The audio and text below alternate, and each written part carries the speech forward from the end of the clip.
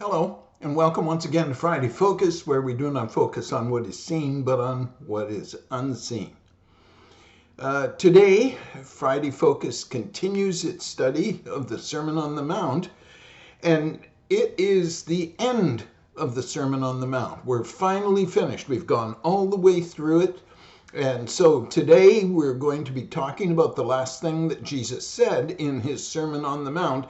I've entitled today's Friday Focus, "What kind of contractor are you?"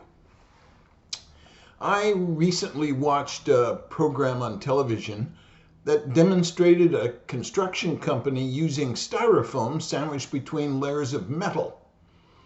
And it reminded me of something I saw years ago when I lived in Mexico. A teacher was building his house, which was right across the street from where I lived, and he showed me what he was doing. Now, while the house was built from cement blocks, the upper floors were constructed like a sandwich.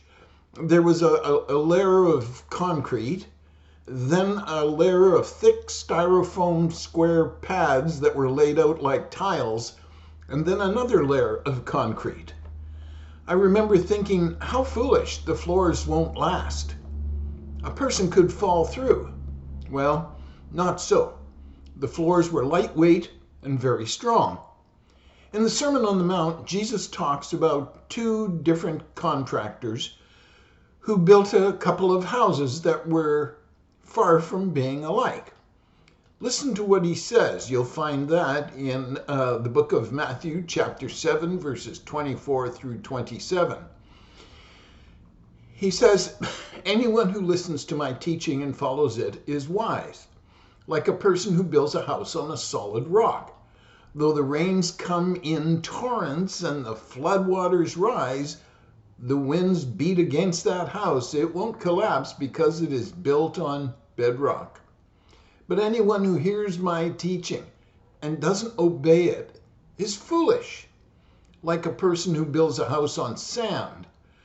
When the rains and the floods come, the winds beat against that house, it will collapse with a mighty crash." Matthew 7, 24 through 27. So as Jesus winds up his sermon, he shifts from describing the hearts, lives, and teaching of the Jewish religious leaders. Remember, we said that we have to understand that when Jesus spoke, he was talking about heart attitudes, and he was talking about the attitudes of the Jewish religious leaders. And so he shifts from them to those who are listening to him, his listeners, his congregation, if you like. He's now talking directly to those listening to him and letting them know that they, and by extension, you and I, are accountable for what we hear, know, and do.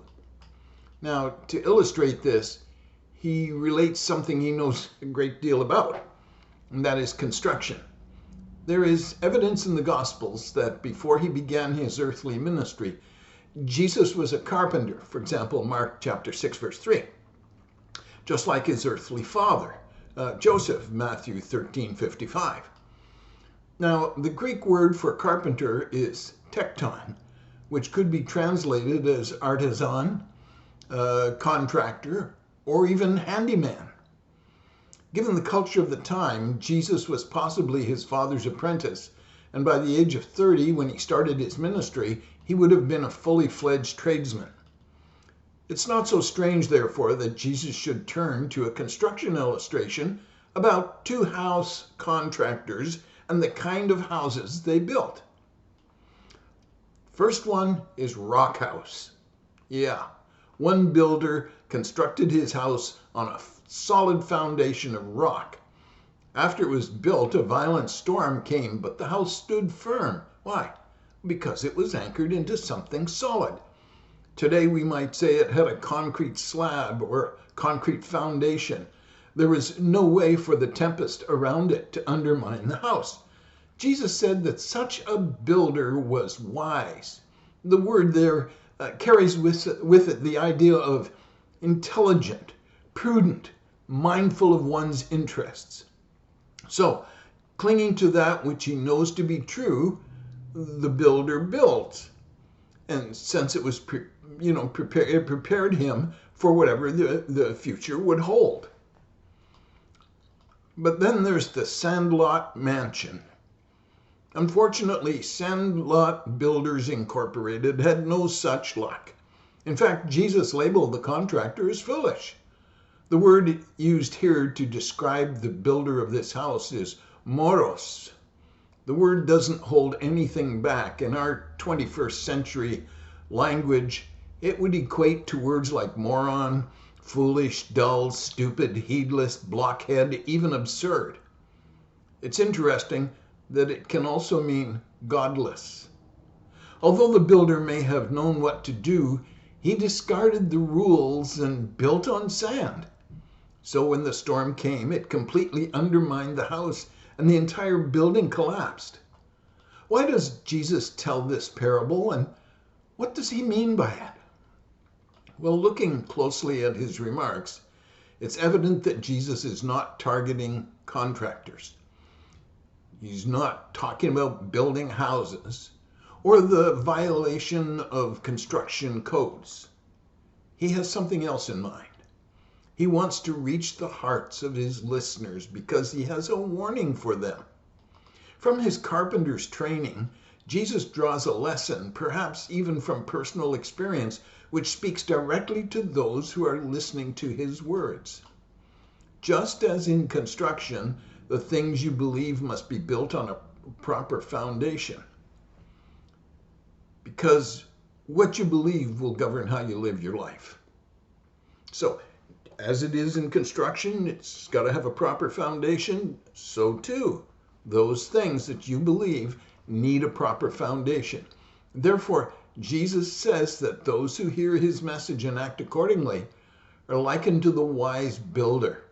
In Matthew chapter 7, verse 24, he says, anyone who listens to my teaching and follows it is wise, like a person who builds a house on a solid rock. However, the individual who hears what Jesus has to say and does nothing with his message is likened to a foolish builder, a know-it-all, who in reality knows nothing. Verse 26 of Matthew 7 says, but anyone who hears my teaching and doesn't obey it is foolish, like a person who builds a house on sand. Today, we face a couple of things. They are the same things that people have had to face throughout the millenniums. First, what kind of life do we want to live? And second, what philosophy or foundational belief will help us achieve it? The unfortunate thing is that we might think we know the kind of life we want to have, but we fail to build it on the right foundation. We are constantly being lured to words, mannerisms, and cultural philosophies that draw us away from living the life God intends for us. So much so that we are warned about getting entangled with worldly affairs. Romans says, don't copy the behavior and customs of this world, but let God transform you into a new person. How? By changing the way you think. Then you will learn to know God's will for you, which is good and pleasing. Romans 12. John also warns us in chapter 1, verse 15 of 1 John. He says, do not love this world nor the things it offers you, for when you love the world, you do not have the love of the Father in you. Do you know, every day you and I have to make choices. It's important for us to realize that the choices we make us. Like the old hymn says, on Christ the solid rock I stand. All other ground is sinking sand. God bless you. Have a tremendous week. This is Dr. Vic Hollyford in His grace. If you have any comments or questions, you want to address them to me, you may do so at vicsfridayfocus@gmail.com. That's vicsfridayfocus@gmail.com. We're going to start a new series in Friday Focus. We're going to be taking a look at love in 1 Corinthians 13. What it is not. Have a great week.